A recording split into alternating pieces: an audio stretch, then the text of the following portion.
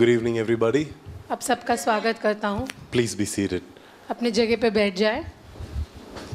I'm so excited to have all of you here in this special service tonight. इस खास सभा में आप सब यहाँ हैं, इसलिए मैं आपका स्वागत करना चाहता हूँ. I'm sure we could have done this on a Sunday morning, but because we want what we want, we are doing this on a Saturday night. हम ये रविवार सवेरे भी कर सकते थे, पर हम जानते हैं कि हम क्या हासिल करना चाहते हैं, इसलिए हम आज शाम को ये सभा यहाँ रख रहे हैं. Amen? Amen. So I know that all of you have paid a price to be here tonight. मैं जानता हूँ कि आप सब ने इसका एक दाम चुकाया है ताकि आप यहाँ आ सके. We have 3 men of God being ordained tonight. हाँ, आज 3 अभिषेक दास नियुक्त होने जा रहे हैं. And I hope that all of you also know that that is why we are gathered here. और मैं विश्वास करता हूँ कि आप सब जानते हैं कि हम इसीलिए यहाँ पर आए हैं. You know, in the old days, there was this one principle that whenever a king was appointed, whenever somebody was ordained, all people, they will go to that king with gifts.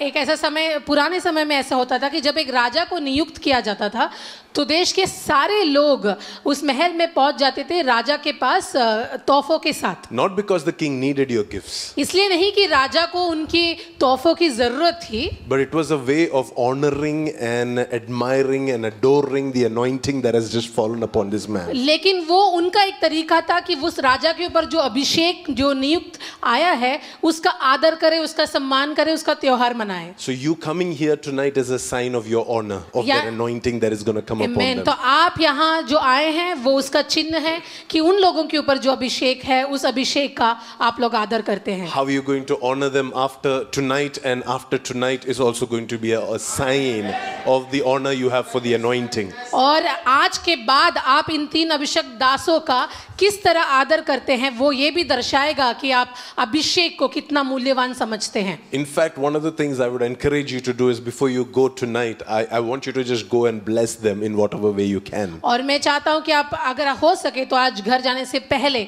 उन्हें मिले और किसी ना किसी तरीके से उन्हें आशीषित कर कर आज आप घर लौटें. Because when you see that somebody is being anointed, you don't leave that person. You want to invest into that anointing. और जब भी आपको पता चलता है कि एक व्यक्ति अभिषेक दास है तो उसको कभी अकेला ना छोड़े. उसके जीवन में जितनी भी नियुक्त आप कर सकते हो आप उसको करना जरूरी है. You know, when Saul was anointed king, there were some people who celebrated and brought gifts to Saul. जब राजा शौल का अभिषेक हुआ तो कुछ लोगों ने उसका उत्सव मनाया और उसके पास तोहफों को लेकर आया. And there were some that said, what do we have to do with this guy? पर कुछ लोगों ने ऐसे बोला कि ये सौल के साथ हमारा क्या लेना देना. We will not celebrate him. हम इस सौल का उत्सव नहीं मनाएंगे. Let him do whatever he wants to. We will do whatever we want to. उसको जो करना है वो करे, हमें जो करना है हम करेंगे. And it is actually not for anybody else, but it is for the people of the nation to know who are in alignment with the flow of this nation and who are not in alignment. और ये actually यही साबित करता था कि उस राज्य में परमेश्वर के द्वारा जो हो रहा है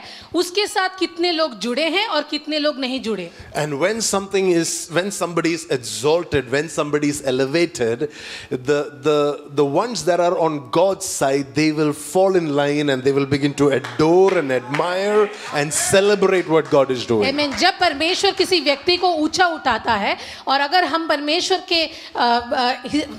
के साथ जुड़े हैं तो हम भी उसका उत्सव मनाते हैं, उसका आदर करते हैं, उसके साथ जुड़ते हैं. But the ones that are on the side of the enemy, they get irritated. पर जो दुश्मन के भागी है वो लोग किसी और की ऊंचाई को देखकर परेशान हो जाते हैं. But in this evening, I believe that all of you are here because you want to celebrate. पर मुझे विश्वास है कि आज शाम को आप सब इसीलिए हैं कि आप उनका उत्सव मना रहे हैं, उनका त्योहार मना रहे हैं. You are here to honor not just the man, but the anointing that is coming upon the man. आप केवल एक व्यक्ति का आदर नहीं, उनके ऊपर जो अभिषेक है उसका आदर करने के लिए यहाँ इकट्ठा हुए हैं. See, this was true about Saul and it was also true about David, that the anointing came in 2 different phases. और ये शौल के बारे में भी सच है और दाऊद के बारे में भी सच है क्योंकि अभिषेक एक 2 अलग तरीके में उनके ऊपर आया. The first anointing was private. जो पहला अभिषेक था वो अकेलेपन में हुआ जब कोई देख नहीं रहा. The second anointing was public. पर दूसरा अभिषेक जो उंडेला गया वो लोगों के सामने हुआ. See, when Samuel anointed Saul as king, nobody was there. जब शमूएल सॉल का अभिषेक कर रहा था तब वहां पर कोई नहीं था, Nobody witnessed. किसी ने भी नहीं देखा उसको, Nobody clapped. किसी ने भी तालियां नहीं बजाई, Nobody applauded. किसी ने भी उसको उत्सव नहीं बनाया, Nobody brought any gifts. किसी ने तोहफा नहीं लाया। But at a later point, he was appointed and ordained as king over the whole nation, in front of the entire nation. पर कुछ समय बाद पूरे राष्ट्र के सामने उसका अभिषेक कर कर उसे उस स्थान पर बिठाया गया। I have several times asked, why did God do this? और मैंने हमेशा परमेश्वर से पूछा है कि ऐसे दो स्तर में अभिषेक क्यों किया गया? Why is there need for two different anointing? ऐसा दो अभिषेक की क्या जरूरत है? Why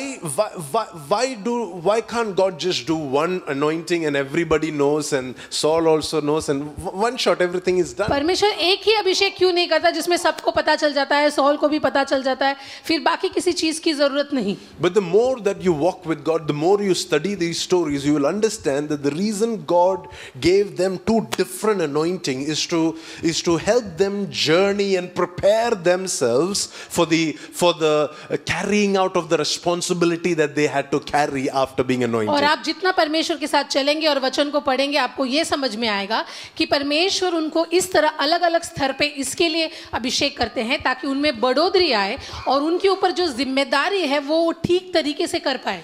They needed to now tap into the anointing upon them and use that anointing to prepare themselves for the responsibility of becoming the king over the nation. तो जब उनको वो अभिषेक दो स्तर पर मिला है, अब ये उनकी जिम्मेदारी है कि वो अपने आप को तैयार करे और एक राष्ट्र की सहायता करे, वो जिम्मेदारी को उठाए। See, but when it came to Solomon and a lot of other kings later, two different anointing was not necessary. और लेकिन आप आगे देखते हैं जैसे राजा सुलेमान है और बहुत सारे राजा हैं, वहां पे दो अलग अलग स्तर पे अभिषेक नहीं किया गया। Because they were all sons of the king. क्योंकि वो सब पहले से ही राजाओं के बेटे थे। They knew how it meant, what it meant to be royal. उनको पहले से ही पता था कि एक राजकीय अवस्था या औहदा क्या होता है। They knew what it means to be in the palace. उनको पता था कि एक महल में जीना क्या होता है। They knew what it means to handle money. और उनको पता था कि इतना सारा संपत्ति को किस प्रकार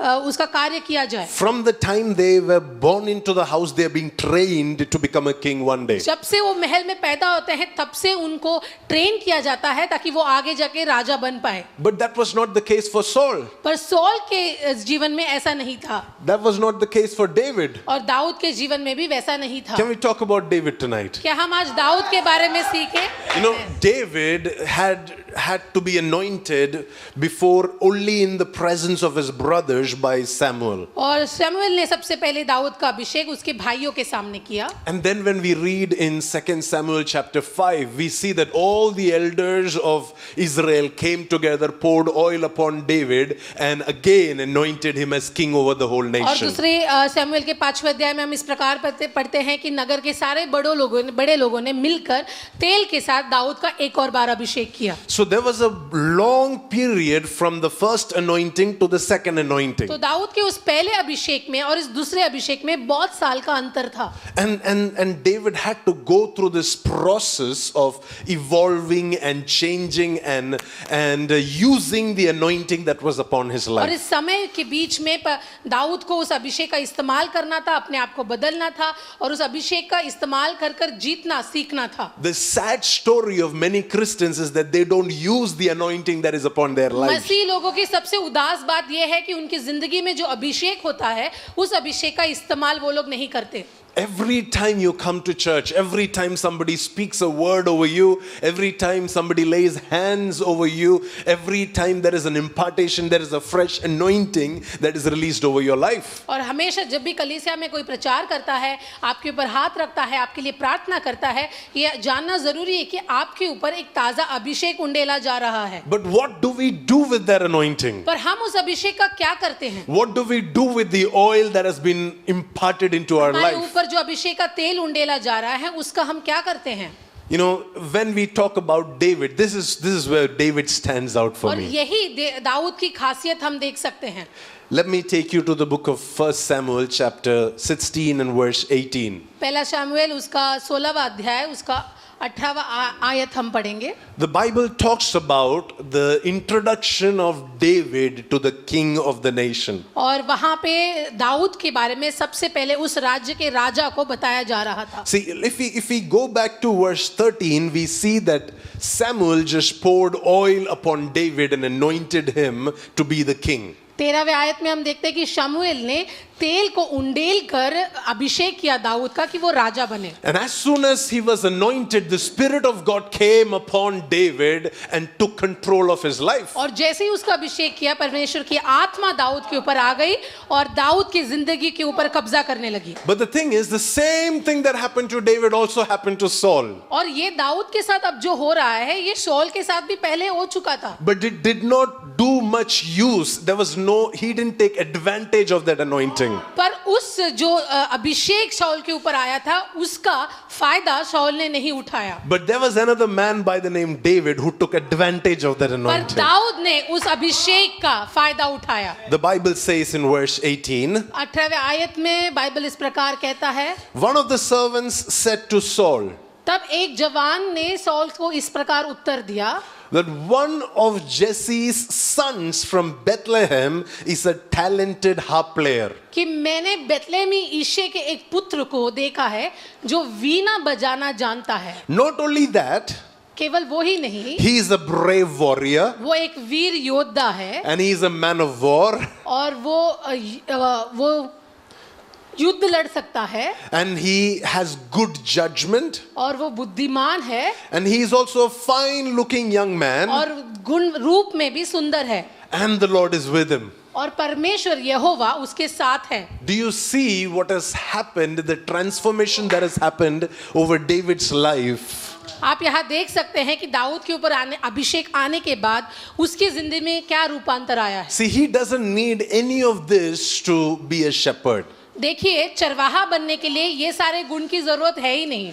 He doesn't need to be a man of war to be a shepherd. उसको योद्धा बनने की जरूरत नहीं है भेड़ बकरियां चलाने के लिए। He doesn't need to know how to talk properly, prudently to become a shepherd. एक बुद्धिमान बनकर अच्छे से बात करने की जरूरत ही नहीं होती He doesn't have to भेड़ be a- बकरी चलाने वाले की। He doesn't have to dress well, look well to be a shepherd. उसको अच्छे से वस्त्र पहनने की जरूरत नहीं है भेड़ बकरी चलाने के लिए। See, this anointing, what has happened to him was not because he was called to be a shepherd, it was because he was called to be a king. ये रूपांतर उसके अंदर इसलिए आया क्योंकि उसकी बुलावट चरवाहे की नहीं थी, उसकी बुलावट राजा बनने की थी। He was a shepherd before the oil fell on him. वो अभिषेक का तेल आने से पहले वो एक चरवाहा था। But after the oil fell on him, he began to tap into the different characteristics of that oil and he began to change his life according to that. लेकिन जैसे ही वो अभिषेक का तेल उसके ऊपर आया तो उस तेल के गुण को समझकर अपने आप को रूपांतर लाने लग गया। See, I just want to pick on all these characteristics and I just want to encourage you tonight before we pray. मैं इसी गुण के बारे में आपसे बात करना चाहता हूँ और आपके साथ प्रार्थना करना चाहता हूँ। Is that okay, church? Can I push you to just not just be very, very prayerful Christians, but also be good-looking Christians? क्या मैं आपको ये बोलूं कि केवल प्रार्थना करने वाले मसीह नहीं पर गुणवान रूपवान भी मसीह बने? Come on, him and all the young people are saying, yeah, amen. Amen. The verse says that this is the declaration about David, that he was the son of Jesse. और दाऊद के बारे में ये व्यक्ति इस प्रकार कह रहा है कि वो जस्सी ईशाई का बेटा है। This was this thing about David that all through his life he was known as the son of Jesse. और दाऊद अपने पूरे जिंदगी में ईशाई का बेटा ऐसा ही जाना जाता था। Even when there was a prophecy about Jesus coming through the line of David, it doesn't say it comes through the line of David. It says it comes through the family of Jesse. और जब भी यीशु मसीह के बारे में You can read about it in Isaiah. It says from the branch of Jesse. आमेन।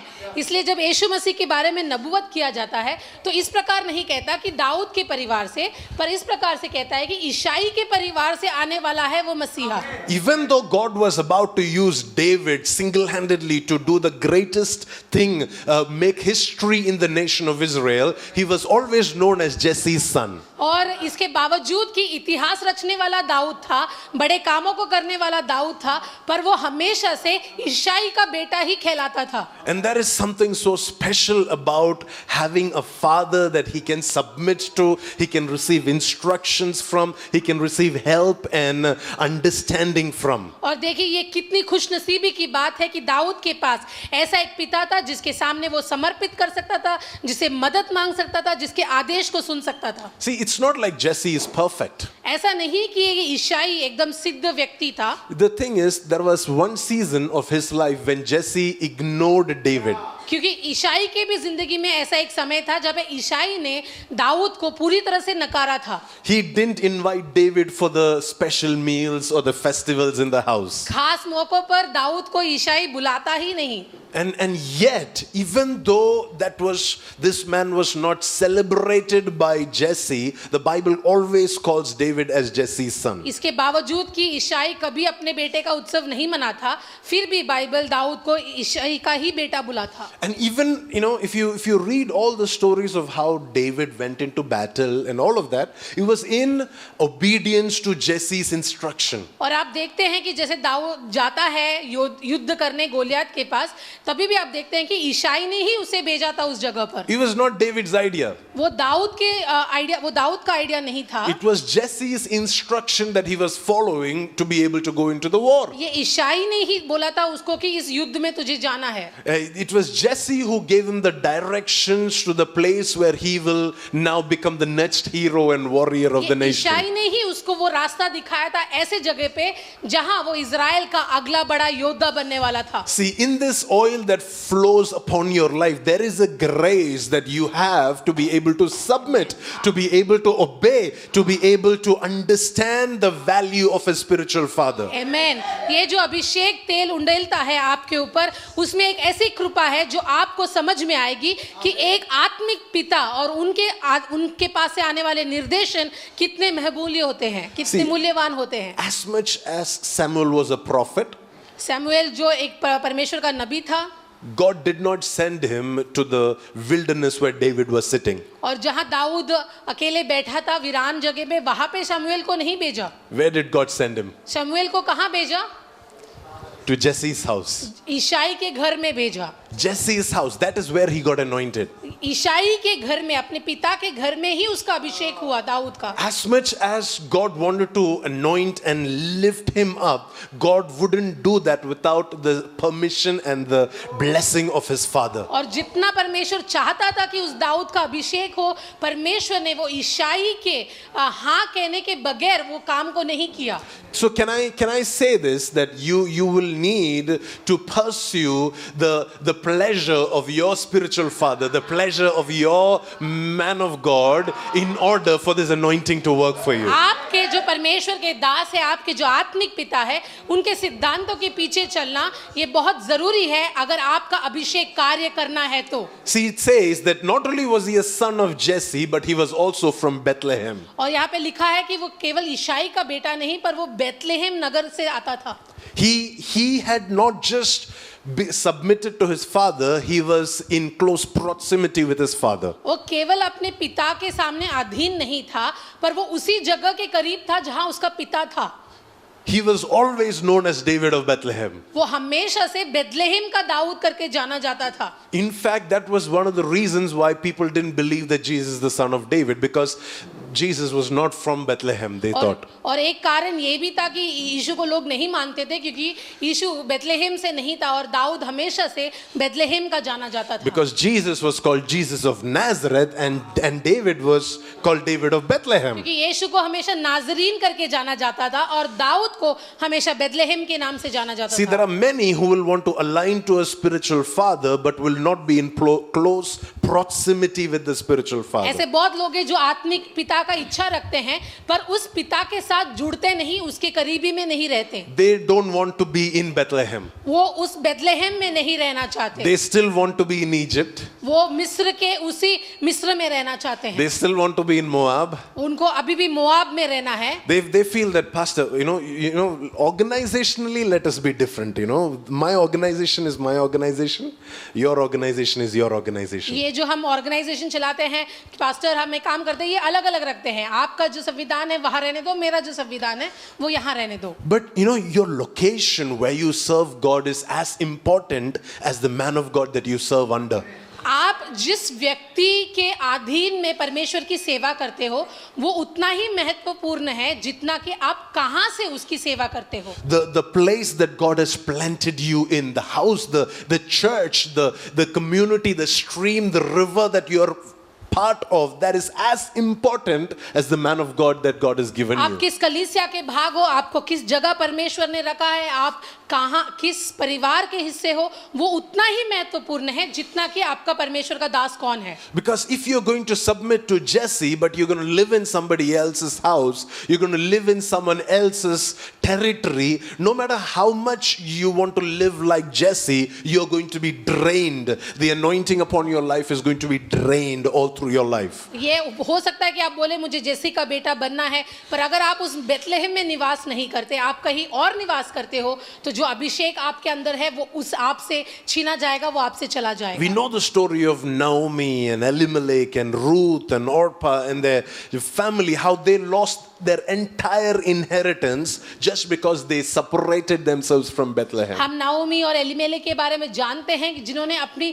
पूरी जिंदगी सब कुछ, उनका बेटा सब कुछ बर्बाद हो गया क्योंकि उन्होंने अपने आप को बेथलेहेम से अलग कर दिया. Because they thought, I can make more money in Moab. क्योंकि उनको लगा कि हम बेथलेहेम में नहीं, मोआब में ज्यादा पैसे कमा सकते हैं. They thought, I can become more famous in Moab. उनको लगा कि हम मोआब में सबसे ज्यादा फेमस या प्रसिद्ध हो सकते हैं. They thought that they will not get enough opportunities in Bethlehem. उनको लगा कि बेथलेहेम में रहने से कोई फायदा नहीं, मौका नहीं मिलेगा. They thought that Moab looks so much more better, more perspectives, better men, better women. Everything is more beautiful in Moab than in Bethlehem. उनको लगा कि मोआब में सब कुछ बहुत अच्छा है, लोग अच्छे हैं, वहां पे मौका ज्यादा मिलने वाला है, सब कुछ मोआब की उनको लगा कि अच्छा ही होने वाला But है. here is a man who was anointed by the Lord, and the Bible says he was Jesse, he was the son of Jesse, and he was from Bethlehem. आमीन. और यहाँ पे एक दाऊद को हम देख सकते हैं जिसका अभिषेक हुआ, लेकिन फिर भी जेसी का बेटा कहलाता था और ये कहलाता था कि वो बेथलेहेम में रहता है. May this be said about you in the spirit realm. और आत्मिक मंडल में आपके बारे में परमेश्वर यही घोषणा करे. May this be heard in the spirit realm. और आत्मिक मंडल में आपके बारे में यही घोषणा सुनाई दे. Whose son are you? आप किसके बेटे हो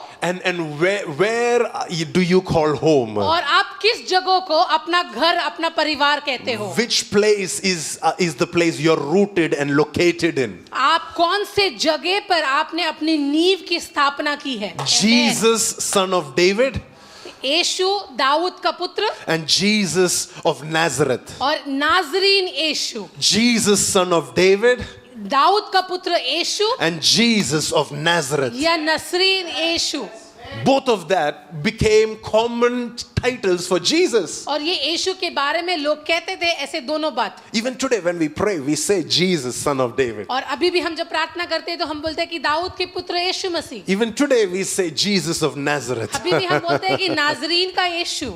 Why? Because whose son you are and what location you are planted in is very important. क्योंकि ये बहुत महत्वपूर्ण है कि आप किसके बेटे हो और आपको किस जगह रखा गया है. Amen. And some of us, we are planted in the right place, but we don't have the humility to submit to the right man. और हम में से कुछ लोग सही जगह पर तो है, पर हमारे अंदर वो नम्रता नहीं कि हम उस सही व्यक्ति के अधीन में जा सके. Some of us, we are aligned to the right person, but we don't want to miss the opportunities of the other church, the other organization, the other ministry, the other invitations that I get. I don't want to miss all of those things. और हम में से कुछ लोग ऐसे हैं जो सही व्यक्ति के अधीन में तो है, पर जो अलग जो जगह है, वहाँ के मौके, वहाँ के जो प्रसिद्धि है, वहाँ के जो संस्था है, वो हमें नहीं छोड़ना. You know, the Bible says that this man, this son of Jesse and from the town of Bethlehem, he was a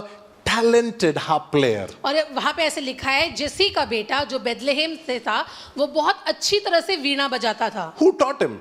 किसने सिखाया दाऊद को? The anointing taught him. ये अभिषेक ने सिखाया उसे वीणा बजाने। His father was not anointed, was not a great harp उसके player. पिता वीणा को नहीं बजा सकते थे। There is nobody that we hear of in his locality, neighborhood, who could play as well as him, who could teach him, or who could give him the secrets and the shortcuts to playing this harp. But the Bible says, because the anointing came upon him, he became a talented harp player. उसके समूह में ऐसा कोई नहीं था जो उसे वीणा बजाना सिखा सके, पर क्योंकि वो अभिषेक उसके ऊपर आया था तो वो एक बहुत गुणवान वीणा बजाने वाला व्यक्ति बन गया। Come on now. Amen. Is there anybody who is receiving skill sets this morning? Amen. This evening? कोई है क्या यहाँ जो आज आत्मिक तौर पर कुछ गुण को प्राप्त कर रहे हैं? See, there are things that you need, not necessarily for becoming a king, देखो कुछ चीजें आपको जरूरी है, इसलिए नहीं कि आप राजा बने, but to become a better Jesus lover. लेकिन इसलिए जरूरी है ताकि आप यीशु को थोड़े और अच्छे से प्यार कर सके। Amen. He didn't need to be a harp player to become a better king, देखिए राजा बनने के लिए वीणा बजाने की तो जरूरत नहीं, but he had to be a good songwriter to love Jesus. लेकिन एक गाना लिखने वाला तो जरूर बनना था उसे ताकि वो यीशु को प्यार कर I've सके। always had people complain about why they can't pray enough, why they can't understand anything in the Bible, and why, all of this doesn't seem to work for them. But guess what? There is an oil upon you that can help you, give you the grace and the ability to become a better harp player. Amen. या कुछ लोग बोलते हैं मैं प्रार्थना नहीं कर सकता, मुझे बाइबल नहीं समझ में आता, लेकिन मैं आपसे कहता हूँ आपके पास एक ऐसा अभिषेक है जो आपको इन सब में गुणवान बना सकता है। There is an oil that can make you a better Jesus एक lover. ऐसा अभिषेक का तेल है जो आपको यीशु का एक सच्चा प्रेमी बना सकता है। You know that your ministry has to flow out of your ability to love Jesus. आपकी जो सेवकाई है वो आपके यीशु के प्रति जो प्यार है उसमें से बाहर आनी चाहिए आपकी सेवकाई। If you love me, then you feed my sheep. यीशु ने कहा अगर तुम मुझसे प्यार करते हो तो मेरे भेड़ों को खाना खिलाओ।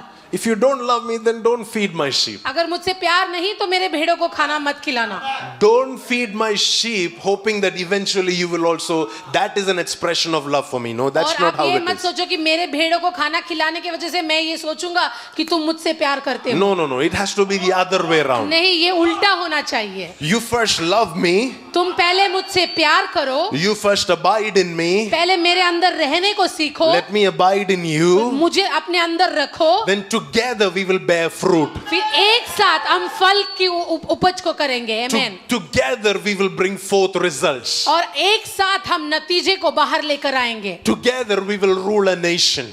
और एक साथ हम राज्य के ऊपर कब्जे को करेंगे। So my dear David, let me tell you this. Everything that you need to become a good songwriter, इसलिए दाऊद जो तुझे एक अच्छे गायक बनने के लिए जो भी जरूरत है, everything you need to become a psalmist, और एक भजन संगीता लिखने के लिए तुझे जो भी जरूरत है, everything that you need to worship, आराधना करने के लिए दाऊद तुझे जिस भी चीज की जरूरत है, it's there in their anointing. वो अभिषेक के अंदर वो सब कुछ छुपा है। Will you tap it? क्या तुम उसको खोजोगे? Will you tap into that anointing? क्या तुम उस अभिषेक को खोजोगे? Will you search out the oil to give you those characteristics? उस चरित्र को अपने आप पे पाने के लिए क्या उस तेल की खोज में तुम जाओगे? To give you those things that are necessary for you to become a Jesus lover. वो अभिषेक आपको ऐसी चीजें देगा जो आपको यीशु प्रेमी बनाएगा।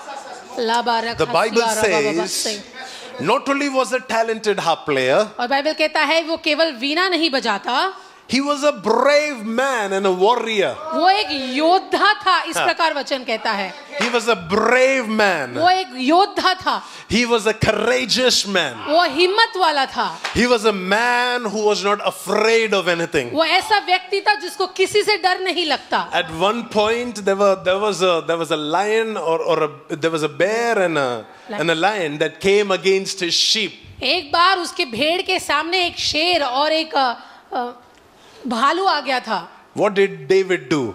और दाऊद ने क्या किया?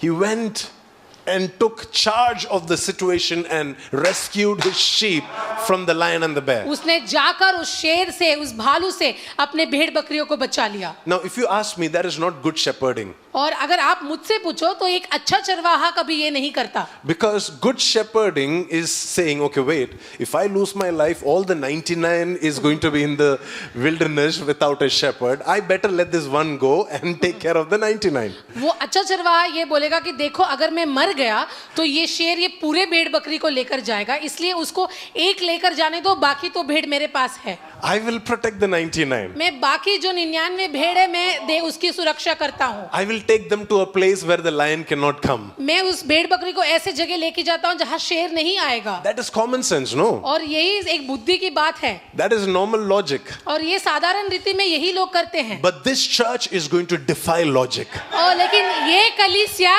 ऐसे नहीं करेगी। This Amen. church is going to rise above common sense. या ये कलीसिया सामान्य बुद्धि के हिसाब से काम नहीं करेगी। This church is going to rise above fear. ये कलीसिया डर के ऊपर कार्य करेगी। This church is going to rise above what the enemy has told you cannot do. जो भी शत्रु ने आपसे कहा है कि आप नहीं कर सकते, उसके ऊपर ये कलीसिया कार्य को करेगी। This bravery is in the oil. ओ इस अभिषेक के तेल में ये शक्ति है।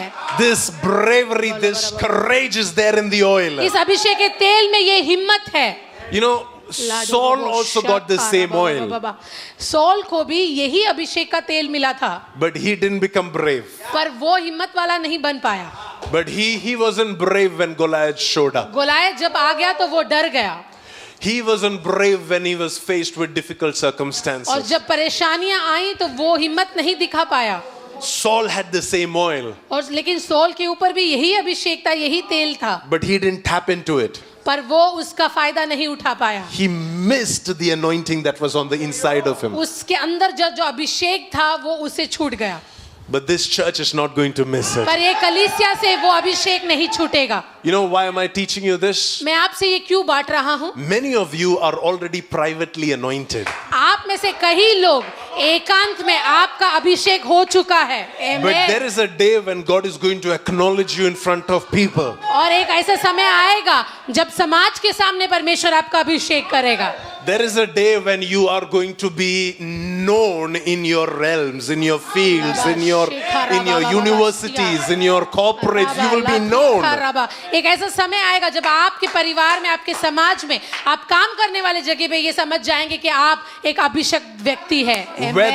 Whether you succeed or fail over there will be determined by how you treated the oil in this season. और वहां आप जीतोगे क्या हारोगे, इसका फैसला ये करेगा कि अभी इस समय आप उस अभिषेक का कैसा फायदा उठा रहे हो। See, it's very easy for you to say, let God promote me and then I will do all this. देखिए ये आसान है बोलने के लिए कि परमेश्वर मुझे ऊंचा तो उठाने दो, फिर मैं ये कर लूंगा। When God promotes me, then I will give to the Lord. परमेश्वर जब मुझे ऊंचा उठाएगा तब मैं परमेश्वर को दे दूंगा। When God promotes me, then I will know that I need to submit to this church and this pastor. जब परमेश्वर मुझे ऊंचा उठाएगा तब मैं समझ जाऊंगा कि मुझे इस कलीसिया में रहना है, इस पासवान के अधीन में रहना है। Then I will pray more. तब मैं ज्यादा प्रार्थना कर लूंगा। Then I will become brave. तब मैं हिम्मत दिखाऊंगा। No, once God elevates you, once the anointing amplifies who you are, then it is too late, my dear friend. हाँ, जब परमेश्वर ऊंचा उठाता है और अभिषेक की बढ़ोतरी होती है तब बहुत देर हो जाता है कि आप रूपांतर को ला सके। So now is the time. तो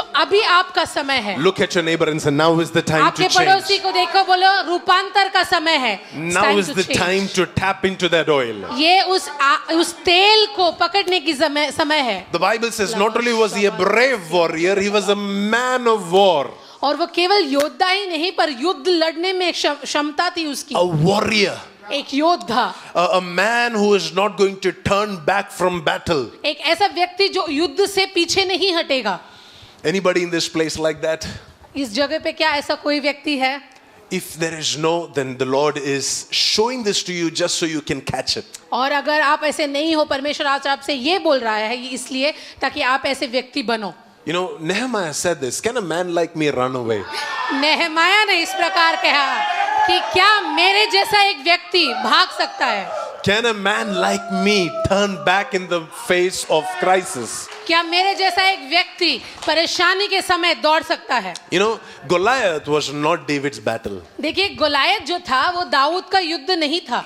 Goliath was not David's assignment at that point. ये जो गोलायत था वो दाऊद के हिस्से वाला युद्ध नहीं था, Whose assignment was it? It was Saul's assignment. ये सौल के लिए था वो युद्ध. But David had an anointing to solve what was someone else's assignment. पर दाऊद के ऊपर एक ऐसा अभिषेक था जो किसी और के परेशानी को सुलझा सकता था. See, sometimes as the church, we get very self-obsessed, and we are just focused on what I need and what I don't need, and how to sort out the things or the problems that I'm facing. But this anointing is going to make you Amen. such a strong warrior Amen. that you're not going to be concerned about your needs anymore, Amen. but you're even going to be able to help Amen. the challenges, the struggles, the Amen. giants, that the mountains that your neighbors are facing. Amen. देखिए, कलीसिया होने के नाते बहुत लोग क्या करते हैं, अपने बारे में, अपनी परेशानी के बारे में, अपनी जिंदगी के बारे में सोचते रहते हैं. पर ये कलीसिया ऐसे नहीं, ये जो अभिषेक है वो ऐसे नहीं, पर दूसरे लोगों की परिस्थिति, दूसरे लोगों के सामने जो पर्वत है, उनके सामने जो कठिनाइयां है, उनको सुलझाने के लिए एक अभिषेक आपके पास आ रहा है. Amen. Can I Amen. quickly finish this? मैं ये आपसे एक जल्दी से बोलना चाहता हूँ. It says that this man, he speaks well. और वहां पे लिखा है कि ये जो व्यक्ति है बहुत अच्छे से बात करता है. Another translation says he has good judgment. और अगला ट्रांसलेशन इस प्रकार कहता है कि वो बहुत बुद्धिमान है. He was prudent in speech. ऐसा व्यक्ति जो बहुत अच्छे से बात कर सकता है. This was needed for him to become a good king. देखिए, ये एक अच्छे राजा बनने के लिए बहुत जरूरी था. Not to become a good shepherd, ये चरवाहा बनने की जरूरत नहीं थी इसलिए, but this was for him to become a good king. पर ये एक अच्छे राजा का गुण है. Because to become a king, he needs to be able to communicate the focus of the nation, the goal of the nation, and the drive of the nation to its citizens. क्योंकि एक राजा बनने के, एक राजा के लिए अपने देश को किस प्रकार ध्यान देना है, क्या बोलना है, वो बोलना बहुत जरूरी है. And he tapped into that where? Not in a management school, but under the anointing. और ये अच्छे से बात करना दाऊद ने क्या कोई स्कूल में सीखा? नहीं, उसने वो अभिषेक में उसको सीखा. Under the oil, he tapped into a grace that will help him to speak eloquently. और उस अभिषेक में परमेश्वर ने उसको वो सिखाया जहां से वो अच्छे से बात कर पाए. You know, being prudent at speech is something that very few pastors have today. और बहुत कम ऐसे पासवान हैं जो परमेश्वर के दिए हुए गए बुद्धि से अच्छे से बात कर सकते हैं. You know, pastors especially, I've been there, I've done that. We love to speak first and think later. मैं भी ऐसा कर चुका हूँ कि ऐसे पासवान होते हैं जो पहले बोलते हैं फिर सोचते हैं. But the Bible says David was prudent at speech. पर बाइबल इस प्रकार कहता है कि वो बुद्धिमान था और बुद्धि से बात करता था. This oil carries a grace to give you prudent speech. इस अभिषेक के तेल में ऐसा कृपा है जो आपको बुद्धि से बात करने की कृपा देगा. You know, if you get just this one thing right, 90% of your people problems will get sorted. अगर ये एक चीज सही मिल जाए तो 90% जो लोगों के साथ समस्या होती है वो आपकी सुलझ जाएगी. If you know how to speak well, 90% of the people issues that you have will get settled. अगर परमेश्वर से दी हुई बुद्धि से अगर आप बात करोगे तो 90% जो लोगों के साथ समस्या है वो आपकी सुलझ जाएगी.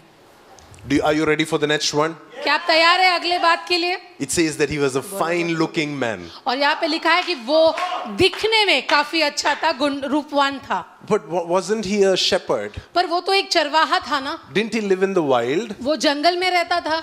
Didn't he live in the open where his skin and body had a lot of rough and tear? और वो ऐसे वातावरण में रहता था जहाँ वो उसकी चमड़ी या उसका शरीर उलझ जा सकता था. But now an oil came upon him. पर अभी उसके ऊपर एक अभिषेक का तेल आया है. And he began to tap into something which is on the very physical level. और अब उस अभिषेक के तेल के साथ कुछ शारीरिक तौर पर उसमें बदलावट आ रहे हैं. Now he became beautiful in appearance. अब वो दिखने में भी सुंदर हो गया. Now he became attractive in how he is dressing himself और up. वो अब कैसे अपने आप को ले चलता है उसमें एक आकर्षण है. I like the ESV translation of this verse. It says that he was a man of good presence. ESV का जो ट्रांसलेशन है ऐसे कहता है कि उसकी उपस्थिति बहुत अच्छी थी. In other words, he became charismatic. एक अगले इसमें कि वो एक Come ऐसा on, व्यक्ति था जिसे कोई भी आकर्षित हो सकता था. He was no longer a boring personality. एक एकदम एक बोरिंग व्यक्ति नहीं था. The anointing made him interesting. ये अभिषेक ने उसको खास कर दिया.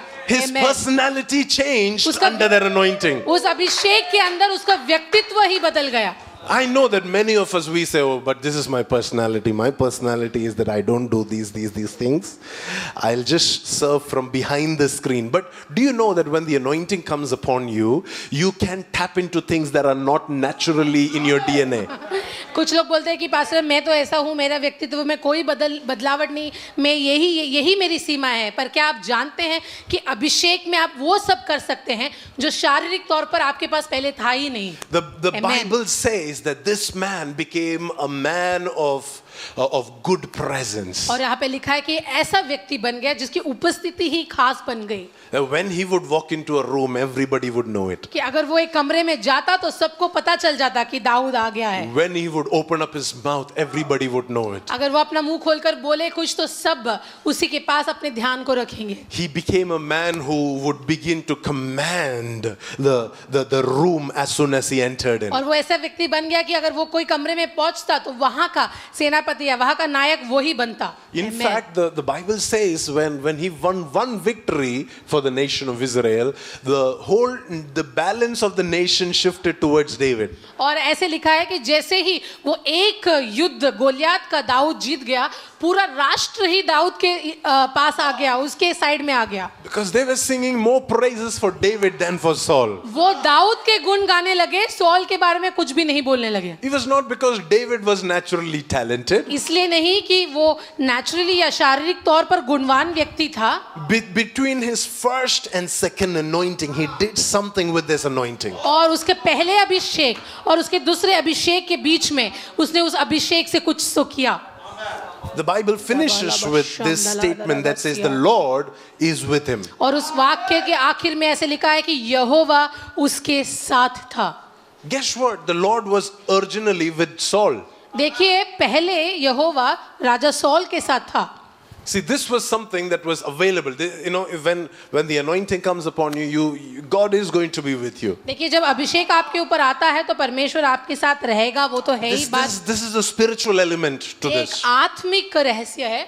This is the spiritual part of this oil. और इस तेल का आत्मिक रहस्य यही है कि यहोवा आपके साथ रहता है. But what happened is Saul continued to resist that oil till the point when the Lord had to leave him. लेकिन क्या हुआ, राजा सॉल उस अभिषेक के साथ लड़ाई करने लग गया जिसके वजह से यहोवा उसको छोड़कर चला गया. Now Saul had the anointing but didn't have the God who gave him the anointing. अब सॉल के पास एक अभिषेक था लेकिन वो परमेश्वर नहीं था उसके पास जिसने उसका अभिषेक किया था. That is why David always feared to touch Saul because he was the anointed of the Lord. इसलिए दाऊद कभी भी सॉल के ऊपर हाथ रखने की हिम्मत नहीं किया क्योंकि वो जानता था सॉल एक अभिषिक्त व्यक्ति है. He didn't say God is with him. He said the anointing is upon him. Dawood ने ऐसा नहीं कहा कि परमेश्वर उसके साथ है. दाऊद ने कहा सॉल के ऊपर अभिषेक है. See, it's one thing to have the anointing upon our life.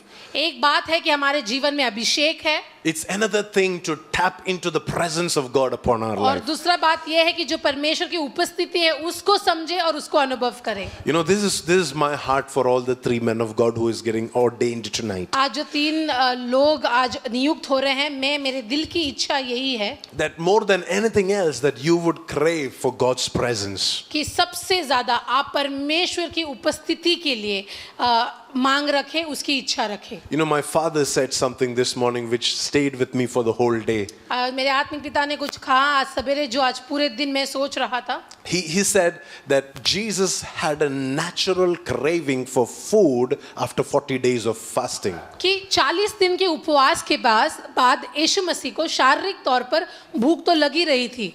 And that craving was natural, it was normal. और ये साधारण सी बात है कि 40 दिन के उपवास के बाद आपको भूख लगे. But the Bible says, but Jesus replied to the temptation by saying, man shall not live by bread. लेकिन जब शत्रु ने उसको खाना देने की कोशिश की तो उसने बोला कि मनुष्य केवल रोटी से नहीं जीता. but by every word that comes from the mouth of God. लेकिन परमेश्वर के मुंह से आने वाले हर शब्द से वो जीता है. So your craving is not satisfied just on the natural, on the physical realm, but it is satisfied by what you receive from the presence of God. यानी आपकी जो इच्छा है वो तब तक पूरी नहीं हो सकती जब तक आप शारीरिक से नहीं आत्मिक तौर से भी उससे प्राप्त ना करें. And the Bible says that the Lord was with David. और बाइबल कहता है कि यहोवा दाऊद के साथ था. That the presence of God was available for David. और दाऊद के लिए परमेश्वर की उपस्थिति हमेशा मौजूद थी. That because David tapped into that anointing, not only did he get the name as a son of Jesse, और क्योंकि दाऊद ने उस अभिषेक का फायदा उठाया उसको ईशाई का बेटा कर नाम मिला.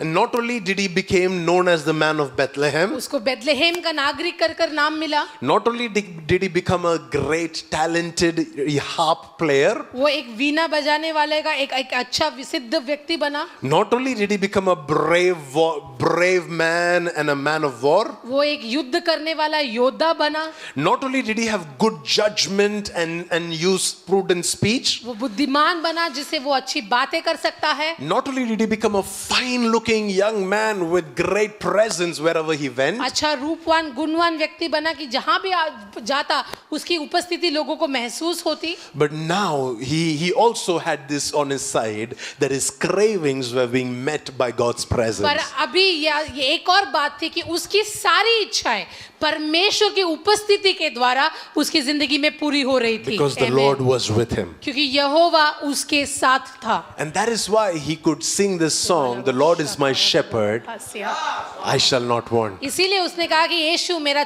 परमेश्वर मेरा चरवाहा है, मुझे किसी बात की कटी नहीं होगी. Amen. Amen. So if the three of you, if you can keep this in focus all through your life, अगर आपके पूरे जिंदगी में आप इसी बात को सोचें that as long as you have used these principles to tap into everything the oil is going to deposit on the inside of you, आज जो तेल उंडेला जाएगा और वो आपके अंदर जो भी देगा, अगर आप इस सिद्धांत के पीछे चलेंगे. this is not the complete list. There is so much more that the oil carries on it. और अभिषेक का तेल ये नहीं, इससे भी बहुत सारी चीजें करता है. But if you can just understand what the oil does and tap into it and work it out, लेकिन अगर आप उस अब तेल के मूल्य को समझे और उसे पकड़े रहे तो then you will not be wasting this anointing. तो आप इस अभिषेक को नाश नहीं करेंगे. Then you will not be misusing this anointing. तो आप इस अभिषेक का गलत फायदा नहीं उठाएंगे. Amen. Amen. Are we all ready? Can we just worship for a quick few minutes? हम कुछ समय आराधना करने जा रहे हैं. I just want all of us to just celebrate the God of this anointing. ये जो अभिषेक का परमेश्वर है, इस परमेश्वर की आराधना करें. I just want us to look to his face and give him all glory, all honor, all praises, all adoration. मैं चाहता हूँ कि आप अपने आंखों को बंद करके उसके चेहरे को ताके और उसको महिमा दे, उसको आदर दे, उसके नाम को ऊंचा उठाए. That we will just forget everything else for the next few minutes and just welcome his presence in this place. अगले कुछ समय हम हर चीज को भूले, केवल उसकी उपस्थिति के बारे में ही सोचें.